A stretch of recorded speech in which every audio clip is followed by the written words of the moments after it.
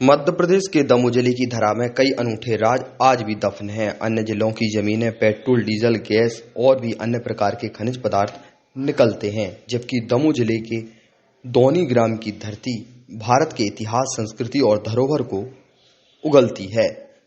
जब एक नज़र दौनी ग्राम के इतिहास पर डालें तो यह वह स्थल है जहां पहले करीब 7 से 8 मंदिरों का समूह हुआ करता था, जो वर्तमान समय में पूरी तरह से प्राकृतिक विपदाओं के कारण बिखरा पड़ा हुआ है।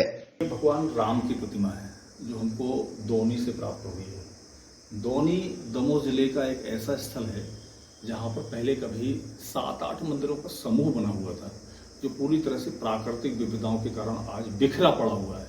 अधिकतर प्रस्तर खंड, अधिकतर प्रतिमाएं इस संग्रहालय में दौनी से ही लाई गई प्रतिमाओं का संग्रह और प्रदर्शन है। उसी क्रम में यह जो प्रतिमा आप देख रहे हैं, किसी देवी देवता की पहचानने के जो 2 मुख्य कारण होते हैं, एक उनका आयुध और दूसरा वाहन।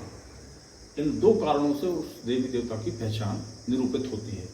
तो इस प्रतिमा में आप देख रहे होंगे, ये दोनों हाथों से ये बाण फलक का हिस्सा दिख रहा है अगला, और बाण फलक का ये पिछला हिस्सा दिख रहा है। तो ये बाण स्पष्ट रूप से झलक रहा है। ये आप हिस्सा देख रहे होंगे, ये धनुष और बाण यानी कि भगवान राम होना चाहिए, एक ये मायने अपन लगा देते हैं। दूसरा, इनके चरणों के समीप ये 2 चरण सेवक यहाँ दिख रहे हैं। एक तो वो हाथ जोड़े वाली मुद्रा में खड़ा हुआ है, और दूसरा जो बैठा हुआ है उसके हाथ में है शिवलिंग। शिवलिंग लिए उपासक इनके चरणों में के समीप पाया जाना इस बात का द्योतक है कि ये भगवान राम होना चाहिए, क्योंकि भगवान राम ही शिव उपासक थे। ऐसा वृत्तांत में हमने पढ़ा है, ग्रंथों में ऐसा देखा है, इतिहास में भी यही जानने को हमको मिला है कि भगवान राम शिव उपासक थे। इससे ये तय होता है कि ये भगवान राम होना चाहिए। 2 कारणों से हो गया। तीसरा, भगवान राम राजा थे, राजसी वेशभूषा पहना करते थे, लेकिन इसमें उस तरह का अंकन प्रतीत नहीं होता है, राजसी वेशभूषा में नहीं दिख रहे। चूंकि इतिहासकारों ने इस प्रतिमा में रोचकता प्रदान करने के लिए इनको एक उपमा दे दी अभिज्ञान राम की।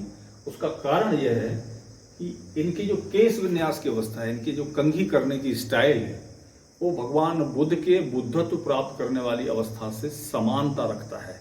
इसीलिए इनको अकेला राम ना कहके अभिज्ञान राम की उपमा दी है इतिहासकारों ने।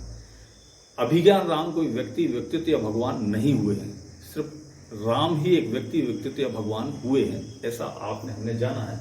ये मात्र इतिहासकारों ने इसे उपमा देते हुए अभिज्ञान राम की उपमा दी है, इसको वो भी मात्र रोचकता प्रदान करने की दृष्टि से।